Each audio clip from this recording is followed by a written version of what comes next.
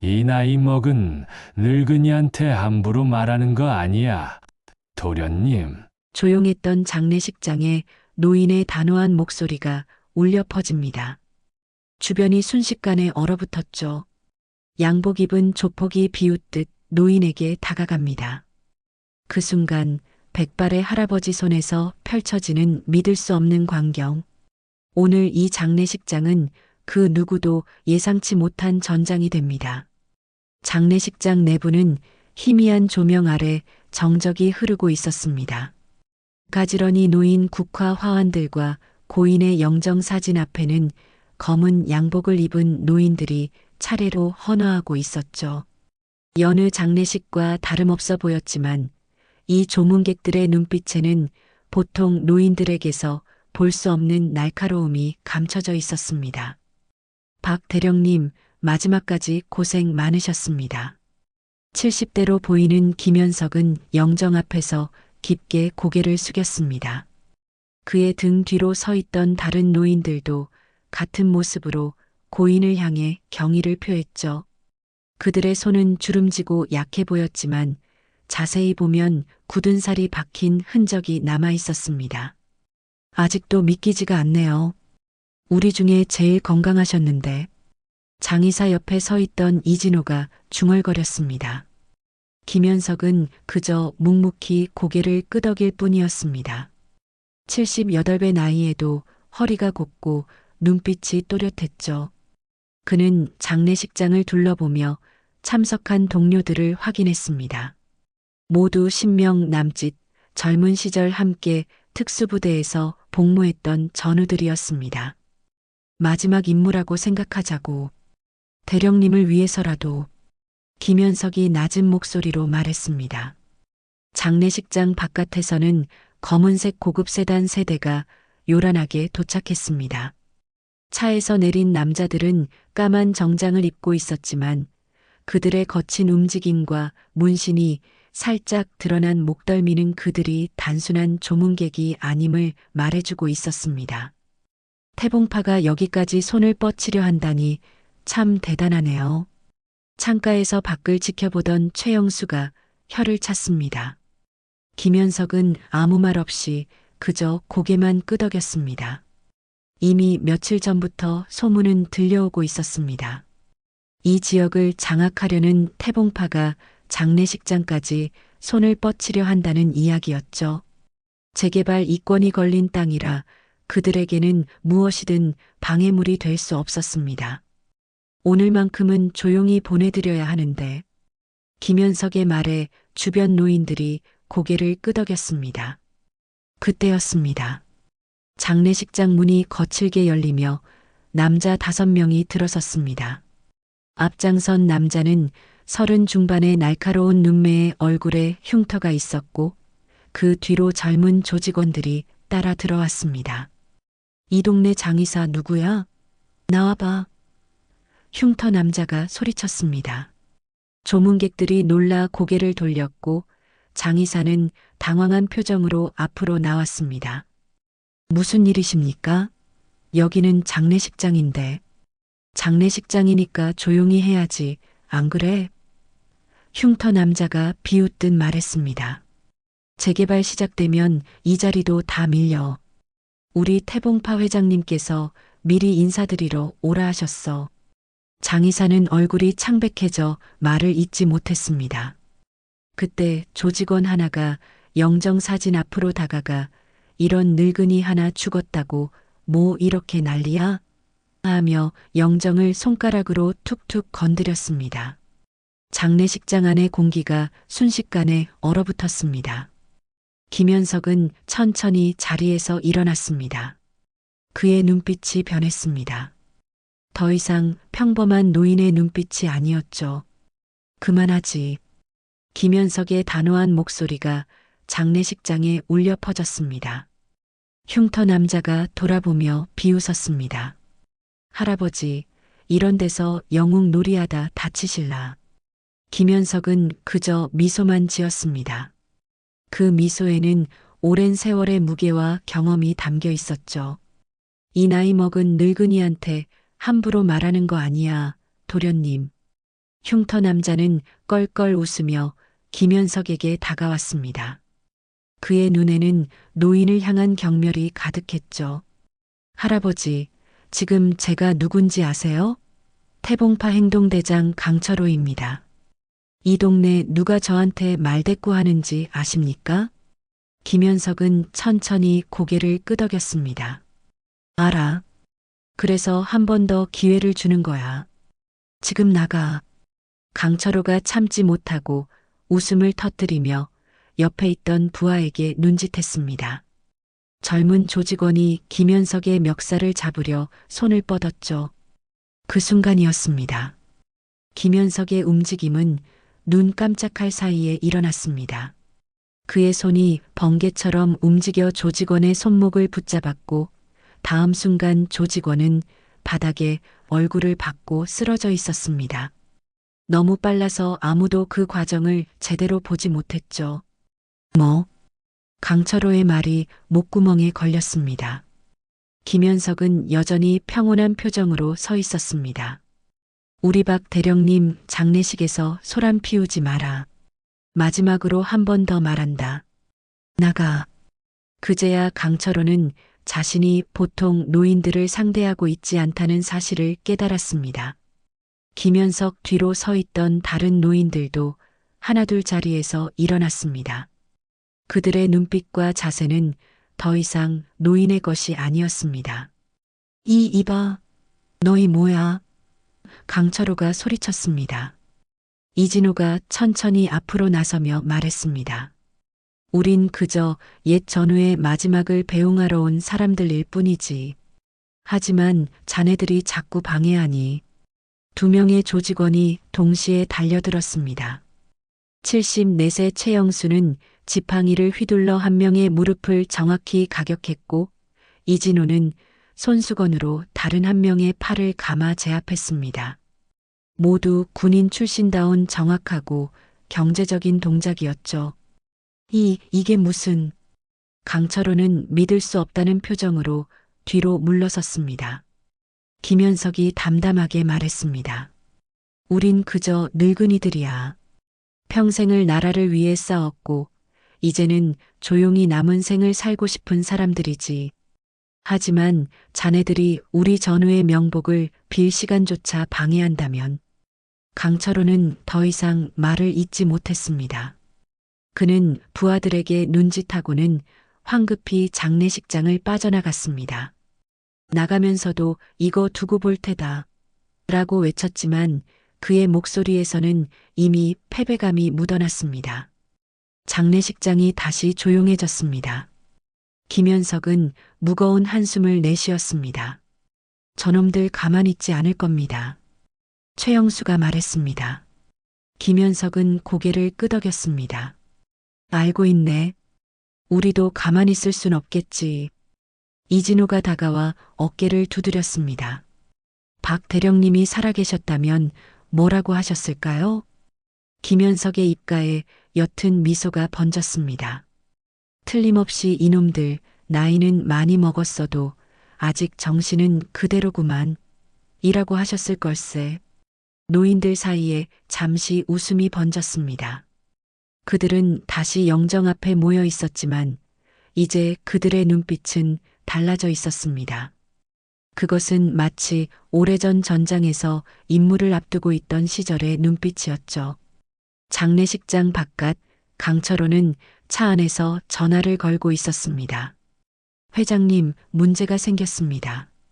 장례식장에 있는 노인들이 보통 노인들이 아닙니다. 전화 너머로 무거운 목소리가 들려왔습니다. 어떤 의미에서? 아마도 군인 출신인 것 같습니다. 3명이 우리 조직원 5을 순식간에. 강철호는 말을 잇지 못했습니다. 흥미롭군. 더 많은 인원을 데려오게. 오늘 중으로 그곳을 정리하도록. 강철호는 고개를 끄덕였습니다. 네, 회장님. 전화를 끄는 강철호는 주변에 대기 중이던 차들을 향해 손짓했습니다. 곧 더 많은 검은 세단들이 모여들기 시작했고 조직원들은 장례식장을 둘러싸기 시작했습니다. 장례식장 안 노인들은 이미 상황을 예상하고 있었습니다. 김현석은 창밖을 내다보며 천천히 말했습니다. 여러분, 우리가 마지막으로 함께 작전을 수행한 게 언제였더라? 이진호가 잠시 생각하더니 대답했습니다. 1988년 서울 올림픽 경호 때였죠. 김현석이 고개를 끄덕였습니다. 그래, 30여 년이 흘렀군. 이번이 우리의 마지막 임무가 될지도 모르겠네. 최영수가 지팡이를 손에 쥐며 미소 지었습니다. 저는 괜찮습니다. 박 대령님을 위해서라면. 그래, 우리 모두 그렇지. 김현석이 말했습니다. 자, 어서 준비하자고. 노인들은 마치 오래전부터 준비해온 듯 신속하게 움직이기 시작했습니다. 누군가는 장례식장의 문을 잠그고 다른 이들은 주변 환경을 점검했습니다. 그들의 손에는 무기 대신 지팡이, 수건, 그리고 평범한 일상용품들이 들려 있었지만 그것만으로도 충분했습니다. 바깥에서는 조직원들이 점점 더 많이 모여들고 있었고 장례식장은 곧 전쟁터가 될 준비를 하고 있었습니다. 해가 저물기 시작하자 장례식장 주변은 완전히 태봉파 조직원들에게 포위되었습니다. 이미 20명이 넘는 인원이 배치되었고 강철호는 자신감에 차 있었습니다. 늙은 노인들이 아무리 특이하다 해도 이 정도 인원 앞에서는 무릎 꿇을 수밖에 없다고 생각했죠. 장례식장 안에서는 김현석을 중심으로 10명의 노인들이 원형으로 모여 앉아 있었습니다. 촛불 아래 그들의 얼굴은 더욱 깊은 주름을 드러냈지만 눈빛만은 젊은 시절 그대로였습니다. 작전 계획은 간단합니다. 우리의 목표는 박 대령님의 장례를 무사히 마치는 것. 김현석이 바닥에 간단한 도면을 그리며 말했습니다. 저들의 목표는 우릴 쫓아내고 이곳을 장악하는 거겠지. 밖에 몇 명이나 있습니까? 이진호가 물었습니다. 최소 20은 넘어 보이네. 창가에서 지켜보던 최영수가 대답했습니다. 그리고 계속 오고 있어. 김현석은 고개를 끄덕였습니다. 예상대로군. 자, 우린 이제 반세기도 넘게 살아온 노인들이야. 젊은 시절처럼 정면 돌파는 어렵겠지. 하지만 우린 경험이 있지 않나? 노인들의 얼굴에 잠시 미소가 맴돌았습니다. 김현석은 계속해서 작전을 설명했습니다. 장 이사님, 혹시 이 건물 지하로 통하는 비상구가 있습니까? 김현석이 물었습니다. 장 이사는 놀란 표정으로 고개를 끄덕였습니다. 네, 주방 뒤쪽에 있습니다. 하지만 어르신들이 무슨... 걱정 마십시오. 우리가 상황을 해결할 겁니다. 김현석의 목소리는 차분했지만 단호했습니다. 자, 이제 각자 위치로 가보세. 우린 이미 수십 년 전부터 이런 날을 위해 훈련받아 왔으니까. 노인들이 하나둘 자리에서 일어났습니다. 76세의 박지호는 주방으로 향했고 가장 나이가 많은 서진석은 영정 앞에 그대로 앉아 있었습니다. 각자 자신의 위치로 흩어지는 모습은 마치 오래전 특수작전을 준비하는 모습과 다를 바 없었습니다. 그때 밖에서 요란한 소리가 들렸습니다. 강철호의 목소리였습니다. 안에 있는 늙은이들, 이제 그만 나와. 안 그러면 이 장례식장을 박살내버릴 거야. 김현석은 천천히 앞으로 나섰습니다. 그는 문을 열고 밖으로 나갔습니다. 장례식장 앞마당에는 30명이 넘는 조직원들이 둘러서 있었고 그 중앙에 강철호가 서 있었습니다. 이봐요, 할아버지. 이제 깨달으셨죠? 여기서 버티는 건 불가능하다는 걸. 강철호가 비웃었습니다. 김현석은 잠시 주변을 둘러보았습니다. 젊은 조직원들, 흉기를 들고 있는 이들, 그리고 멀리서 지켜보는 몇몇 주민들까지 이 모든 광경이 그의 눈에 담겼습니다. 자네들 참 많이도 왔구먼. 김현석이 담담하게 말했습니다. 하지만 잘 생각해보게. 우리는 그저 친구의 마지막을 배웅하러 온 노인들일 뿐이야. 여기서 무슨 일이 벌어진다면 경찰이 가만히 있지 않을 텐데. 강철호가 웃었습니다. 경찰이요? 이 동네 경찰은 우리 회장님 손 안에 있습니다. 걱정 마세요. 아무도 당신들을 도와주지 않을 테니까. 김현석의 표정이 잠시 어두워졌습니다. 그는 천천히 고개를 끄덕였습니다. 그렇다면 어쩔 수 없군. 다음 순간 장례식장의 모든 불이 꺼졌습니다. 갑작스러운 암전에 조직원들이 당황했고 강철호가 소리쳤습니다. 정기 복구해. 빨리. 하지만 이미 늦었습니다. 어둠 속에서 노인들의 움직임이 시작되었습니다. 김현석은 이미 사라졌고 장례식장 뒤편에서는 최영수와 이진호가 조용히 나타나 경계하는 조직원들을 하나둘 제압하기 시작했습니다. 뭐야, 이거. 한 조직원이 소리쳤지만 이내 그의 입은 막혔습니다. 서진석의 손수건이 그의 입을 틀어막은 것이었죠. 장례식장 주변은 순식간에 혼란에 빠졌습니다. 조직원들은 서로를 의심하며 충돌했고 어디선가 나타난 노인들은 그 혼란을 더욱 부추겼습니다. 그들은 무기 대신 일상용품들을 활용했습니다. 지팡이는 검처럼, 수건은 올가미처럼, 그리고 주방에서 가져온 국자는 방패처럼 사용되었죠. 저기에 할아버지가. 한 조직원이 소리쳤지만 그가 가리킨 곳에는 아무도 없었습니다. 노인들은 마치 유령처럼 나타났다 사라지기를 반복했습니다. 강철호는 분노로 가득 찬 얼굴로 주변을 둘러보았습니다. 이게 무슨 소리야? 겨우 늙은이 몇 명이 이렇게. 그의 말이 끝나기도 전에 어둠 속에서 김현석이 나타났습니다. 그의 손에는 고인이 평생 아꼈던 지팡이가 들려 있었습니다. 자네도 언젠가는 늙게 될 텐데 늙은이들을 그렇게 무시하면 안 되지. 김현석이 말했습니다. 우리는 오랫동안 살아왔고 그만큼 많은 것을 보고 경험했어. 강철호는 김현석을 향해 달려들었습니다. 하지만 김현석의 움직임은 노인의 것이 아니었습니다.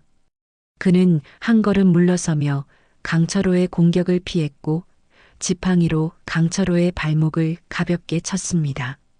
강철호는 균형을 잃고 넘어졌습니다. 어떻게? 강철호가 놀란 표정으로 물었습니다. 김현석은 미소 지었습니다. 우리는 단순한 노인들이 아니네. 특수부대 출신 베테랑들이지. 지금은 70이 넘었지만 한때는 이 나라의 그림자였다네. 장례식장 주변에서는 여전히 혼란이 계속되고 있었습니다. 노인들은 각자의 방식으로 조직원들을 제압해 나갔고 조직원들은 점점 더 당황하고 있었습니다. 그들에게 노인들은 예상치 못한 적이었고 그들의 전술은 이해할 수 없는 것이었습니다. 강철호는 다시 일어서려 했지만 김현석의 지팡이가 그의 가슴에 닿았습니다. 그만둬. 더 이상의 피는 원치 않네. 김현석이 말했습니다. 강철호의 눈에 분노가 가득했지만 그는 더 이상 움직이지 않았습니다. 주변을 둘러보니 그의 부하들은 이미 대부분 쓰러져 있거나 붙잡혀 있었습니다. 이게 끝이라고 생각하지 마. 강철호가 이를 갈며 말했습니다. 우리 회장님이 직접 오시면. 김현석의 눈이 빛났습니다. 그래, 그게 좋겠군. 자네네 회장을 만나고 싶었어. 밤이 깊어갈수록 장례식장 주변의 긴장감은 더욱 고조되었습니다. 첫 번째 충돌에서 패배한 태봉파는 더 많은 인원을 동원하고 있었고 노인들은 장례식장 안에서 방어 태세를 갖추고 있었습니다. 김현석은 창가에서 밖을 내다보며 깊은 생각에 잠겼습니다. 그의 머릿속에는 과거의 기억들이 물밀듯이 밀려왔습니다. 1970년대 특수부대에서의 훈련, 국가를 위해 목숨을 걸었던 임무들, 그리고 박 대령과 함께했던 수많은 작전들. 생각에 잠겨 계시는군요. 이진호가 다가와 말했습니다. 김현석은 천천히 고개를 끄덕였습니다. 그래, 옛날 생각이 나는군. 우리가 마지막으로 실전에 투입된 게 언제였더라. 1988년 올림픽 이후로는 대부분 행정직으로 옮겼죠. 이진호가 대답했습니다. 박 대령님이 우리를 다 끌어올리셔서. 두 사람의 대화는 잠시 침묵으로 이어졌습니다. 그들은 모두 박 대령에게 큰 빚을 지고 있었습니다. 위험한 임무에서 동료들을 구하고 은퇴 후에도 그들을 챙겨주었던 리더였으니까요. 자네, 아직도 그 악몽을 꾸나? 김현석이 조용히 물었습니다. 이진호는 잠시 망설이다 고개를 끄덕였습니다. 가끔요. 특히 비 오는 날이면. 1979년 그들은 국경 지역에서 특수 임무를 수행 중이었습니다. 갑작스러운 폭우로 인해 이진호는 함정에 빠져 거의 죽을 뻔했지만 박 대령이 자신의 목숨을 걸고 그를 구해냈습니다. 그날의 빗소리는 지금도 이진호의 악몽 속에 살아있었습니다. 그런데 저 태봉파라는 조직, 뭔가 이상하지 않나? 최영수가 다가와 말했습니다. 보통 조직폭력배라면 이렇게까지 집요하게 달라붙진 않을 텐데. 김현석도 같은 생각이었습니다. 그래, 뭔가 다른 목적이 있는 것 같아. 그때 장의사가 조심스럽게 다가왔습니다. 어르신들, 실은 제가 알고 있는 게 있습니다. 모두의 시선이 장의사에게 향했습니다. 그는 긴장한 표정으로 말을 이었습니다. 이 부지가 재개발 예정지에 포함되어 있긴 합니다만 사실 진짜 문제는. 그는 잠시 망설이다 계속했습니다. 박 대령님께서 돌아가시기 전에 저에게 어떤 서류를 맡기셨습니다. 태봉파의 불법 거래 증거가 담긴 서류였습니다. 노인들의 눈이 커졌습니다. 김현석이 물었습니다. 그 서류는 지금 어디 있습니까? 장례식장 금고에 보관 중입니다. 박 대령님께서는 장례식이 끝나면 검찰에 전달하라고 하셨습니다. 김현석은 깊은 숨을 내쉬었습니다. 이제 태봉파가 필사적인 이유를 알 것 같았습니다. 그들은 단순히 장례식장을 차지하려는 것이 아니라 그들을 파멸시킬 수 있는 증거를 없애려 했던 것입니다. 박 대령님, 죽어서도 임무를 수행하시는군요. 최영수가 쓴웃음을 지었습니다. 김현석은 고개를 끄덕였습니다.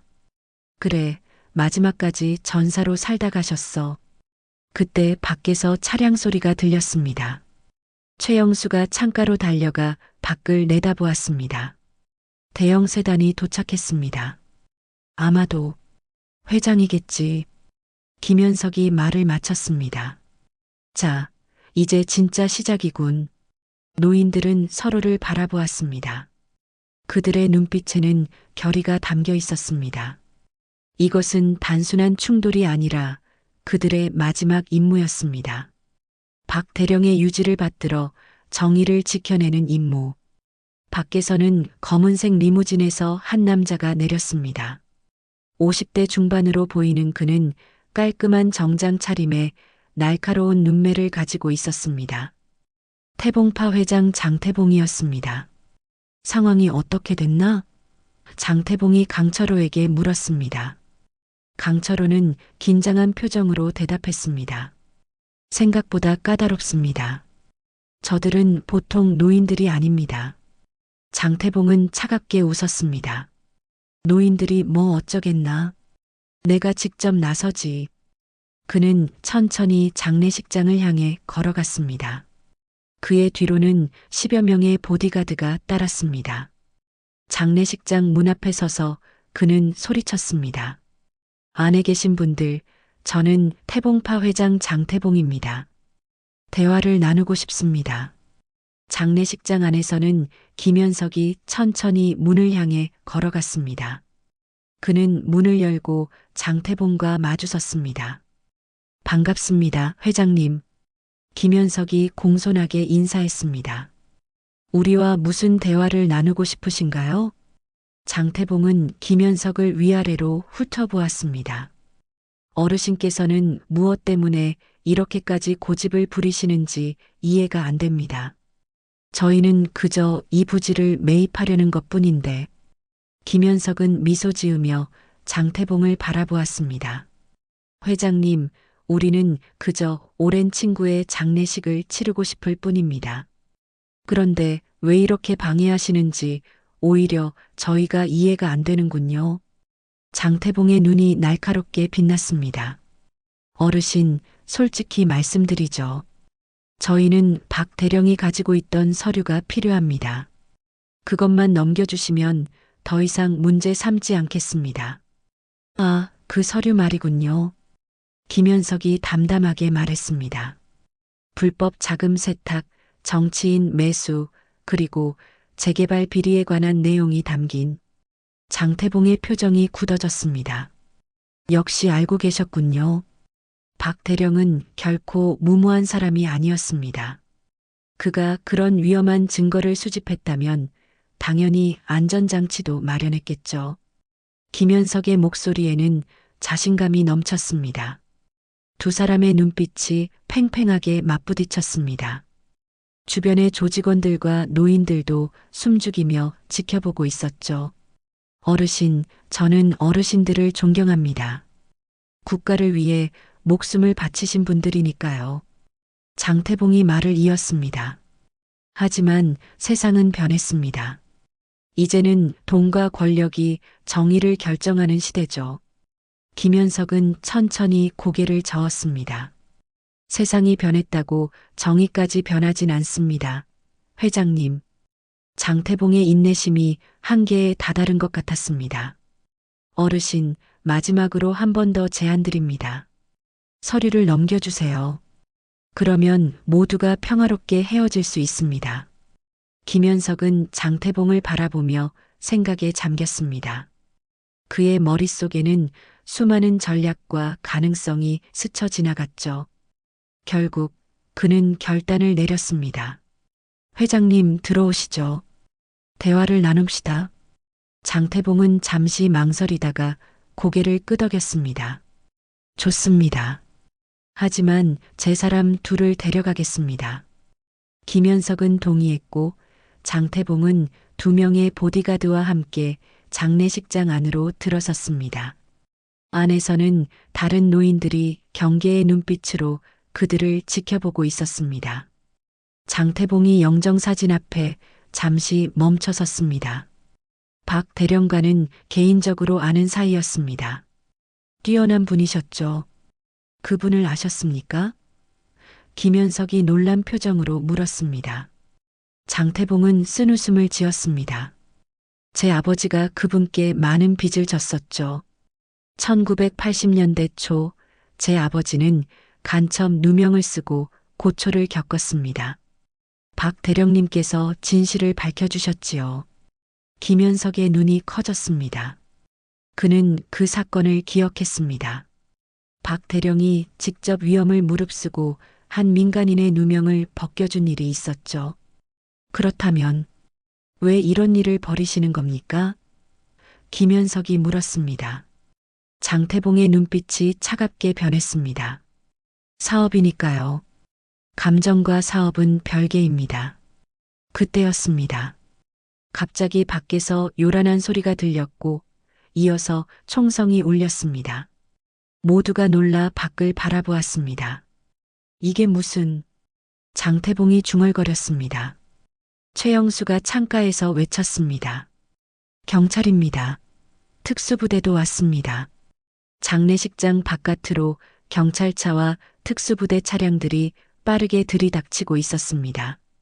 장태봉의 보디가드들은 혼란스러워하며 그들의 보스를 바라보았습니다. 이게 어떻게 된 일입니까? 장태봉이 김현석을 노려보며 물었습니다. 김현석은 조용히 웃었습니다.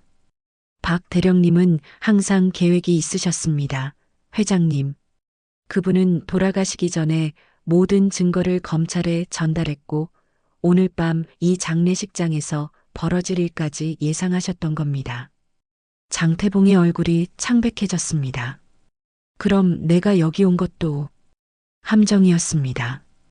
김현석이 말을 마쳤습니다. 검찰은 당신을 직접 현장에서 체포하길 원했거든요. 장례식장 문이 요란하게 열리며 특수부대원들이 들이닥쳤습니다. 그들은 빠르게 장태봉과 그의 보디가드들을 제압했습니다. 장태봉, 당신을 뇌물죄, 협박죄, 그리고 살인교사죄로 체포합니다. 선두의 선 검사가 말했습니다. 장태봉은 믿을 수 없다는 표정으로 김현석을 바라보았습니다. 당신들, 늙은이들이. 김현석은 담담하게 대답했습니다. 나이는 숫자에 불과합니다, 회장님. 우리는 여전히 이 나라의 전사들이니까요. 특수부대원들이 장태봉을 연행해 나가는 동안 노인들은 서로를 바라보며 조용히 미소 지었습니다. 그들의 마지막 임무는 성공적으로 끝났습니다. 다음 날 아침 장례식장은 평온을 되찾았습니다. 태봉파 조직원들은 모두 체포되었고 장태봉은 검찰 조사를 받고 있었습니다. 새벽녘부터 찾아온 기자들이 이 놀라운 사건에 대해 취재하려 했지만 노인들은 조용히 고인의 장례를 마무리하고 있었습니다. 정말 대단한 작전이었습니다. 특수부대 지휘관이 김현석에게 말했습니다. 박 대령님의 계획이었군요. 김현석은 고개를 끄덕였습니다. 그분은 항상 한 발 앞서 생각하셨습니다. 돌아가시기 전에 저희에게 연락해서 이 모든 것을 준비하셨죠. 영웅은 죽어서도 영웅이군요. 지휘관이 경의를 표했습니다. 고인의 영정 앞에는 더 많은 조화가 놓였고 추모객들도 늘어났습니다. 태봉파의 비리가 드러나면서 고인의 용기와 정의로움이 세상에 알려졌기 때문이었죠. 김현석은 영정 앞에 무릎을 꿇고 조용히 말했습니다. 대령님, 마지막 임무도 성공적으로 마쳤습니다. 이제 편히 쉬셔도 됩니다. 그때 장례식장 문이 열리고 한 남자가 들어왔습니다. 50대 중반의 군인 차림, 그의 가슴에는 장군 계급이 달려 있었습니다. 김 선배님, 장군이 김현석에게 경례를 했습니다. 김현석이 놀란 표정으로 일어섰습니다. 정호야, 내가 여기까지 왔구나. 정호는 고인의 영정 앞에 깊이 고개를 숙였습니다. 박 대령님께서 저를 이끌어 주셨습니다. 오지 않을 수 없었습니다. 두 사람은 잠시 침묵 속에 서 있었습니다. 정호는 이들의 후배로 지금은 특수부대 사령관까지 오른 인물이었습니다. 선배님들이 어젯밤에 해내신 일을 들었습니다. 정호가 존경의 눈빛으로 말했습니다. 여전히 최고의 팀이십니다. 김현석은 쓴웃음을 지었습니다. 늙은이들의 마지막 불꽃이었을 뿐이야. 아닙니다. 정호가 진지하게 말했습니다. 선배님들께서 보여주신 것은 나이가 아니라 정신입니다. 그 정신은 우리 후배들에게 계속 이어질 것입니다. 장례식은 오후에 엄숙하게 진행되었습니다. 많은 사람들이 참석했고 특히 군 관계자들이 대거 찾아와 고인의 명복을 빌었습니다. 김현석과 그의 동료들은 조용히 뒤에 서서 지켜보았습니다. 하관식이 끝나고 사람들이 하나둘 떠난 후에야 노인들은 무덤 앞에 모였습니다. 그들은 마지막으로 경례를 올리고 함께 술 한 잔을 나눴습니다. 자네들, 이번 일로 뭐가 달라졌나? 최영수가 문득 물었습니다. 이진호가 잠시 생각하더니 대답했습니다. 글쎄요. 아마도 우리가 아직 쓸모 있다는 걸 깨달은 것 같습니다. 김현석은 하늘을 바라보았습니다. 푸른 하늘 위로 흰 구름이 천천히 흘러가고 있었습니다. 우리는 항상 국가와 국민을 위해 살아왔지. 김현석이 말했습니다. 은퇴했다고 해서 그 사명이 끝난 것은 아니라네. 노인들은 고개를 끄덕였습니다. 그들의 얼굴에는 평화로운 표정이 깃들어 있었습니다. 마지막 임무를 성공적으로 마친 전사들의 얼굴이었죠. 한 달 후 김현석의 집 마당에는 테이블이 놓여 있었습니다. 그 주변으로 노인들이 모여 앉아 소주잔을 기울이고 있었습니다. 이렇게 장례식이 아닌 자리에서 만나니 좋군. 최영수가 웃으며 말했습니다. 모두가 웃음을 터뜨렸습니다. 장례식장 사건 이후 그들은 더 자주 만나기로 했습니다. 젊은 시절 함께 싸웠던 전우애가 다시금 피어올랐기 때문이었죠. 태봉파 사건 이후로 우리 동네가 많이 달라졌어. 이진호가 말했습니다. 재개발도 공정하게 진행된다고 하더군. 김현석은 고개를 끄덕였습니다. 박 대령님이 마지막으로 남기신 선물이지. 그때 정우가 군복 차림으로 정원에 들어섰습니다. 그의 얼굴에는 미소가 가득했습니다. 선배님들, 좋은 소식이 있습니다. 정우가 말했습니다. 국방부에서 특별 프로젝트를 제안했습니다. 베테랑들의 경험과 지혜를 새로운 세대에게 전수하는 프로그램입니다. 노인들의 눈이 커졌습니다. 우리 같은 늙은이들이 뭘 할 수 있겠나? 최영수가 물었지만 그의 목소리에는 기대감이 묻어났습니다. 정우가 웃었습니다.